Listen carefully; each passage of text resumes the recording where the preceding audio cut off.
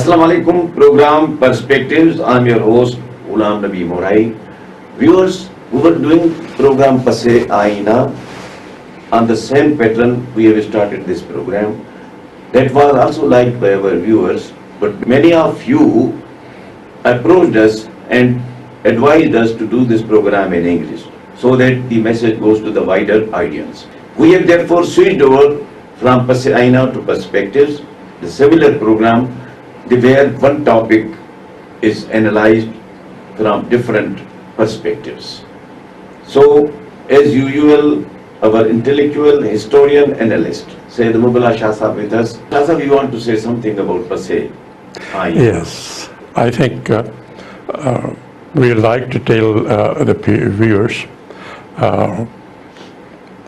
as you said very rightly, because of interest many viewers had shown, that we should do it in English language so that our message, our views are shared with a wider audience. And we started this program now.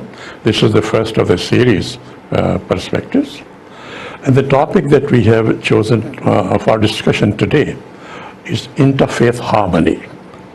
We have chosen this topic very carefully as the first of the series, because interfaith is important, necessary in a society, even otherwise. But these days, because of the events that are going on in the world, this has also become urgent, that people need to realize the dangers which are being created by violating the interfaith harmony. Now let me explain first what we mean by interfaith harmony and why is it necessary. When we talk of interfaith harmony, what we mean is that there should be peace and harmonious relations among followers of different faiths. Full stop. Peaceful and harmonious relations among followers of different faiths. And why is it necessary? It's necessary to have this peace and harmony among people so that all of them can achieve the fruits of progress and prosperity. Otherwise, the society will get engulfed into different kinds of conflicts and negativity, and it will ruin the peace, tranquility, and the prosperity of people. Now, this topic, the need for harmony, as I said, is not only necessary, but it has become a very urgent issue these days. It has become urgent because of the kind of carnage that is going on in Gaza.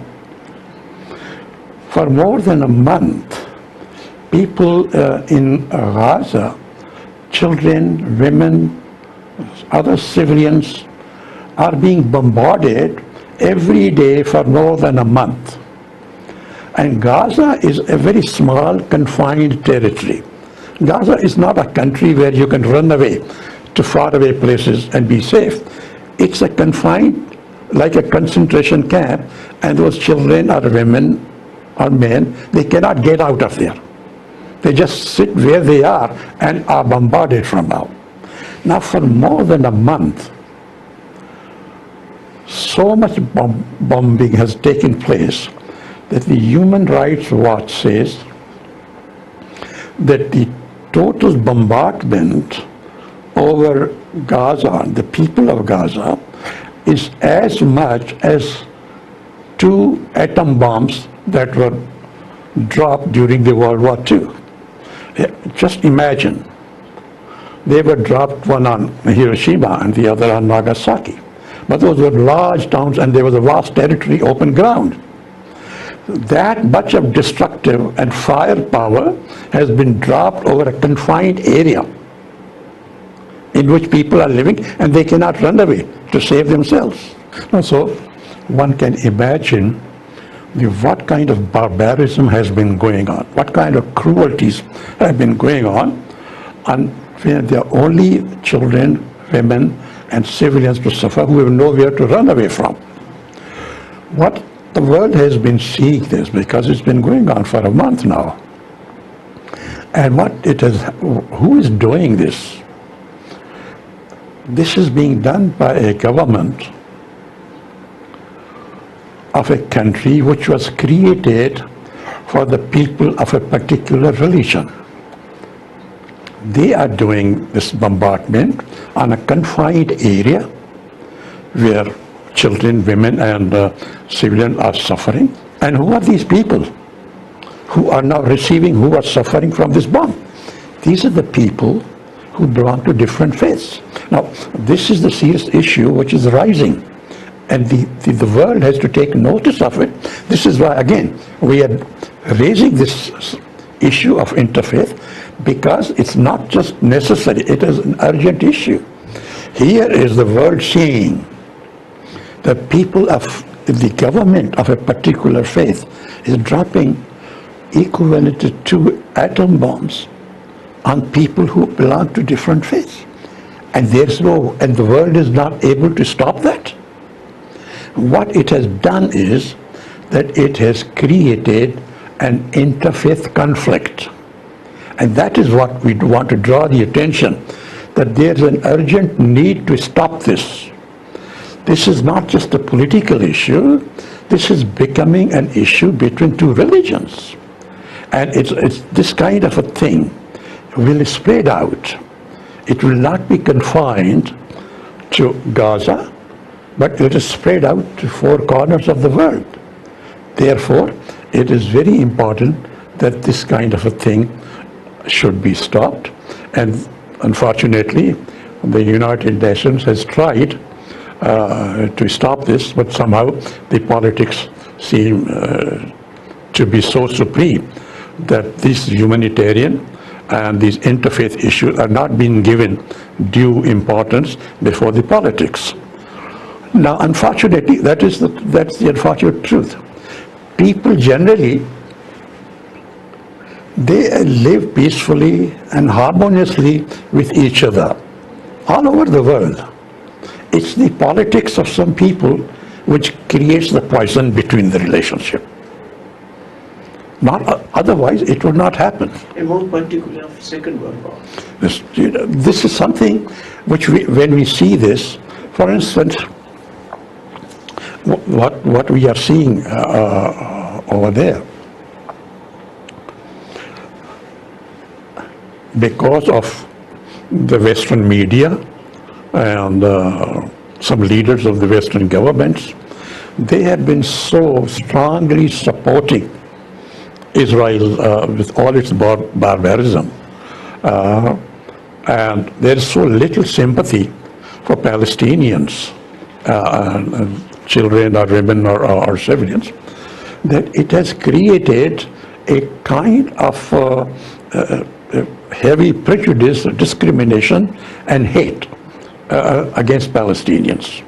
This is the new version, let us say, of Islamophobia, where the whole community is being branded and they are being called bad names. If one hears what is being said by some of the Israeli leaders, or even by their supporters in other countries. There is an English proverb, give a dog bad name and hang him. Now, they want to do these barbarities, they want to do these cruelties, but before that they want to paint them as subhuman, as not entitled to human dignity and human rights, and therefore they can do these things over there. But as I said earlier,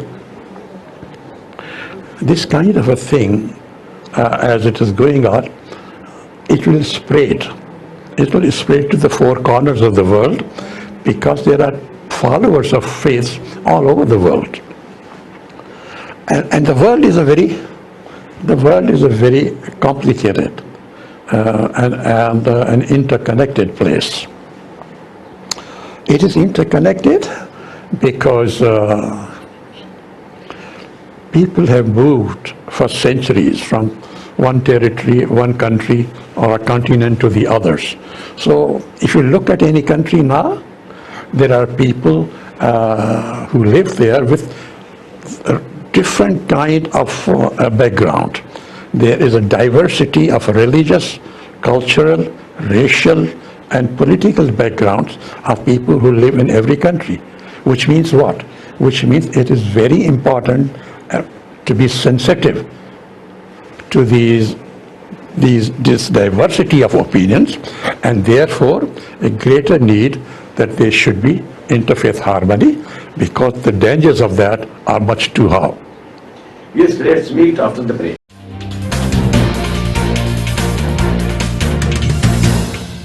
Welcome back. Shah sir, very well explained and gave a very good introduction about the topic.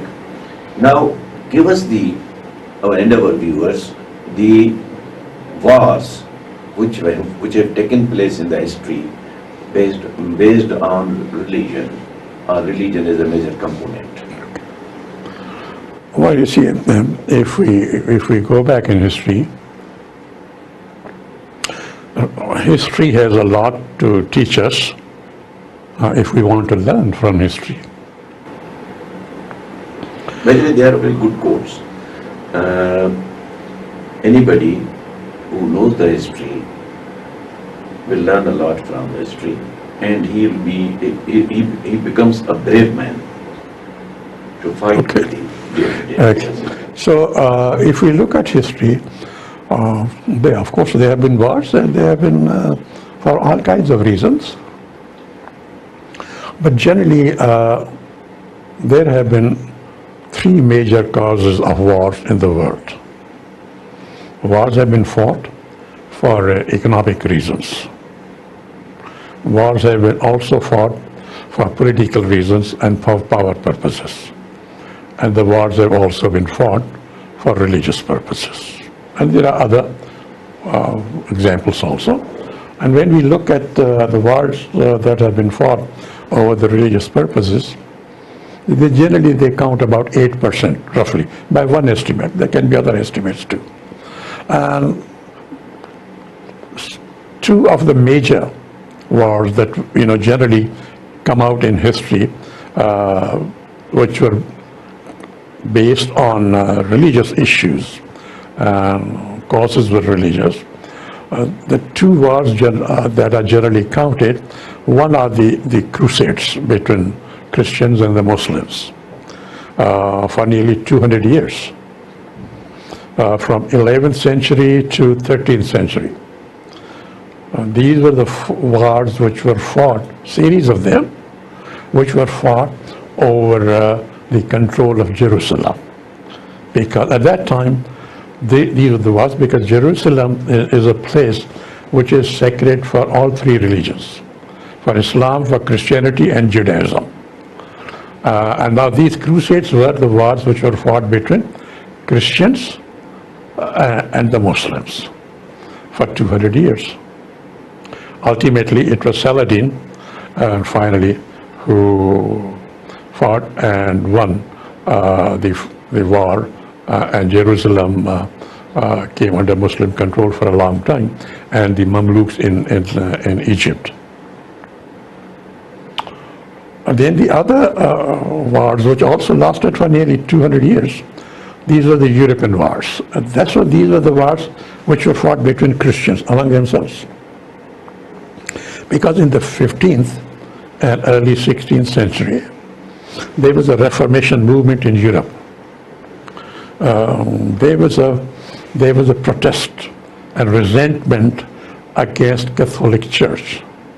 Let's say the Molvis of the Christian world and the Pope, because there were many allegations of corruption, nepotism, and just accumulating wealth, etc., etc. So there was this Reformation, a movement to reform. And this is how the Protestant faith came into being. But then for nearly 200 years, there were wars between the Catholics and the Protestants. About 16th century, 17th century went away to this. The one which is generally the most important which is mentioned in history in these European wars is a 30-year war, which lasted for 30 years, from 1618 to 1648. Why is it important and why is it considered and become so famous? Because at the end of that war, in 1648, the European leaders learned a great many lessons. That wars are only causing death and destruction, and that they only bring miseries and sufferings to people, and there should be ways found to see that there is a stop to this kind of a rampage. And he said one of the ways it will be that to create certain new concepts which we are following till today in the world.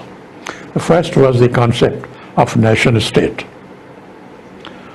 Earlier, this concept was not there. For instance, if they were territories, they were countries, but the concept of a national state was not there. There were no boundaries, let us say, which are sacred or they are protected of a particular territory. Look at here in the history of the subcontinent. Somebody comes from Samarkand, somebody comes from Uzbekistan, somebody comes from Afghanistan, Iran, and they go through here all the way to Delhi and to Hyderabad, Dhaka, and to Bengal. No distinction. The world is open. Wherever you can go, wherever your power can take you, or grab whatever you can. So they put a stop on this. Okay, now there's a nation state. This nation state is sovereign. You can't interfere. There's no interference in it, non-interference. So the new concept came of nation state, so that these religious wars do not, from one country, do not pass into another country. There is a boundary, there is a nation state, and it is sovereign, and this country cannot interfere into relations of this country, whatever be the reason. Even though you may have same religion, but you cannot interfere in each other's relations. Similarly, they said, okay, instead of fighting wars to resolve your problem, there's a diplomacy, there's mediation, there's negotiation, there's a civilized way of resolving disputes instead of, picking up swords and going fighting and killing. So this was a very important treaty. All these principles, new concepts, they were incorporated into the Treaty of Westphalia, 1648, which in a way lays the ground of the modern world that we see today. So this is in a way a historical perspective that wars have been going on because they were open territory, and then they were stopped by creating these concepts of nation state, non-interference, using diplomacy. So what we see is that there have been, in history, there have been warmongers who want war after war. They want a booty, they want to grab territory, they want to grab resources. This is part of the human nature, but there is the other thing also. There are warmongers, there are peacemongers also. You want peace and tranquility in a civilized way of conducting relations between religions also, between the states and people also. When we look at the peacemongers, there are many, but one of the major development that took place in the modern world was in 1893. This was a congregation which is called the Parliament of World Religions. This was an initiative taken by Christian religious leaders in Chicago, in the United States, 1893, when they invited religious leaders of all major faiths, Islam, Christianity, Judaism, Hinduism, Buddhism, and other major religions, to try and work out together on certain principles where peace and tranquility can be promoted, harmonious relations can be promoted, the interfaith harmony can be promoted. But those were private efforts. And therefore, there was no mechanism of enforcement of good ideas, good resolutions that were passed. Now, how to implement them, nobody had authority. But that was the one major attempt in terms of from private sector. Now, of course, we have the United Nations, which is an institutional world body which has been given the authority. And among the mandates of the United Nations, the three main mandates it has are: one, to maintain peace, religious peace, politically, so racially, and in many cases, to maintain peace in the world. Second, to protect human rights. And three, to provide humanitarian aid and assistance. But as we have seen, the United Nations has been partly successful. Its success is often blocked. Its major efforts are blocked by the veto power of the major powers in the Security Council, which is what we are seeing is happening in the Gaza also. Even though this bombing has been going on for a month, the United Nations tried several times, and many other countries, including also the United Nations Secretary General, for a ceasefire so that humanitarian aid and assistance can go to the people, civilians of Gaza. Water, food, medicine, fuel, because they were denied all that by the Israeli forces. This was like a blockade. But those things were blocked and they were not allowed to pass through. So this effort of bringing peace in the world is sometimes blocked by the games which the main powers play, and what we are seeing in Gaza is an example of how the humanitarian work of United Nations is blocked by the power politics which has been played by United States and the UK and one or two other Western powers. We will then continue the rest of the discussion in the second one. Let's meet after the break.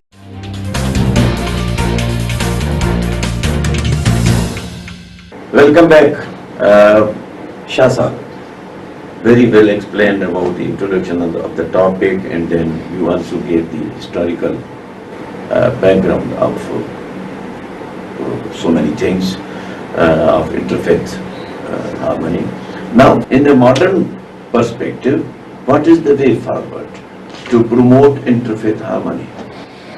Okay, now to talk about promoting interfaith harmony in the modern world, you see, when people who violate interfaith harmony or who violate harmonious relations between people with different backgrounds, whether they have different religious backgrounds, racial backgrounds, cultural backgrounds, or political backgrounds, they use an old tactic which is going on since colonial days. It's called dehumanization. How to dehumanize your opponent, whether it's your religious opponent, your cultural, your political, and others, to say that he is less than a human being and therefore not entitled to the same treatment as I as a human being am. No, he's a lesser creature, and therefore I can oppress, I can be cruel, I can be brutal, I can torture, I can kill, because he's not equal, he's less than human, he's like an animal. This is the tactic which 16th and 17th and 18th century, the colonials, when they went to Africa or even to Asia, this is what they used. They are not human, they are subhuman, and therefore killing or torturing, no, we are doing a good thing to them, we are civilizing them. This is an old colonial tactic which is used to dehumanize your opponent before you start your operation, your prejudices, your torturing or killing, which is what is going on over there in Gaza. They have been given these bad names before, and this is generally One doesn't need even to repeat. They are so bad names that are being given. But the truth is that it has not just happened against Palestinians or Muslims. It has this dehumanization and has also been done against people of other religions. There have been times when these tactics were used against Jews for some time, for quite some time, against Christians, against Hindus, against Buddhists, and also these days these are going on against Muslims. And therefore this, the word that has generally been talked about, Islamophobia, the prejudice and discrimination and unfair treatment of Muslims that is becoming fairly common across the world. Now, in the modern world that you talked about, one thing that stands out, which damaged interfaith harmony very severely, was at the beginning of this 21st century, when the so-called war on terror was unleashed in 2001. That was a war where the victims were mostly Muslims in Iraq, or in Afghanistan, or in Libya, or in Syria. And then the mood, the hate and discrimination against Muslims increased in the Western countries, in the United States and in Europe. The Muslims felt a sense of discrimination and prejudice which they earlier did not feel. So this Islamophobia actually in modern world had started with the beginning of the 21st century. We saw the wars in the name of this war of terror, and we also saw the discriminations against Muslims, whether in the United States or in Europe. And then we also see in the next door in India, the discriminations against Muslims and also against other minorities. A systematic discrimination and specific laws and policies passed by the Modi government which persecute, discriminate and cause harm to the Muslims. And unfortunately, this is a peculiar thing with in Modi government. And the truth is that in India it was not the case before. Even before Modi, there was a BJP government of Mr. Vajpayee. He did not do these anti-Muslim things which the Modi government is doing, nor the Congress or other governments which were there before in India. This is peculiar to Modi government since 2014 or so, when he came to power, and increasingly it has been going on. What the sad thing is, it's not just the people where it is going on, but the role of the government is also very partisan. Instead of giving protection to minorities from attacks and other acts of violence against them, the government is becoming a party to protecting the bigots and the criminals who commit these offenses against Muslims and other minorities. So India is another case of Islamophobia, which is generally gathering this storm in many countries. Then, of course, we should not forget Pakistan. There has been a discrimination against religious minorities in Pakistan also. And the government of Pakistan and the society also of Pakistan has to put their act together. We just can't blame others and not look into our own selves. There's a Sialkot incident, there's a this Jalawala incident, and then there are many other incidents. Many other instances that are happening in different provinces, whether it is Sindh, Balochistan or Punjab or KPK. So the government of Pakistan has also to remove this blot on its name and take measures, laws and policies, and respect the interfaith harmony and respect the equality and protection to the religious and other minorities. So that is important. But the worst case that we see again is Gaza. We have surveyed in the modern world what happened in the Middle East, in Iraq or in Libya, also what happened in India and what happened here in Pakistan too. But the worst case is what we are seeing. What we are seeing in Gaza is unparalleled. It's truly unparalleled. It is true. There have been cruelties, barbarities, killings, tortures, the way in different countries. Some of these we talked about. Nothing like that has happened elsewhere as it is happening in Gaza. The fact is, Gaza is, let's say, like a this territory, people living in this territory. It's a small one, about 40 miles long and about 5 miles wide. Okay, 200 square miles. And there are 2 million people, more than 2 million people living in that. It's not a country like Pakistan or Afghanistan or Iraq or Libya or Canada or America or France or Germany, where you can go to rural areas far away from the cities. There is nowhere to go. You are confined within this. It's like this, 40 miles long and 5 miles wide. Everybody is here and the bombs are coming above you. There's nowhere to go.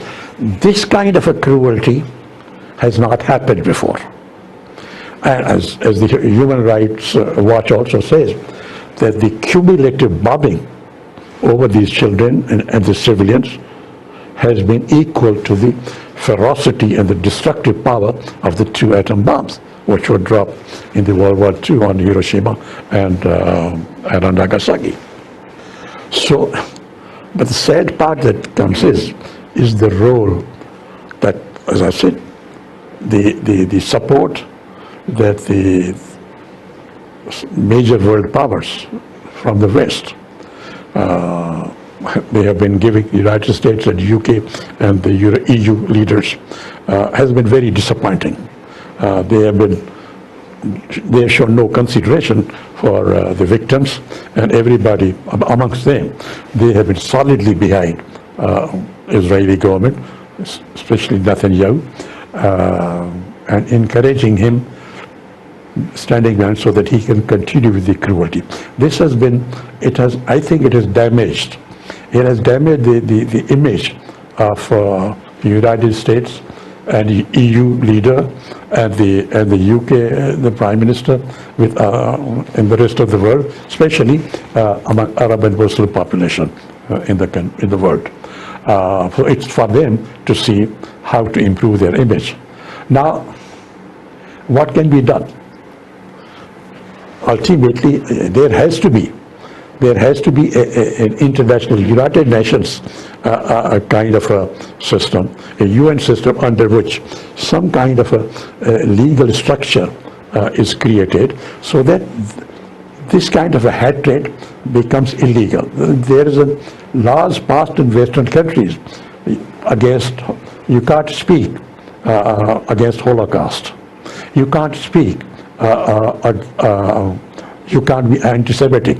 You will be legalized.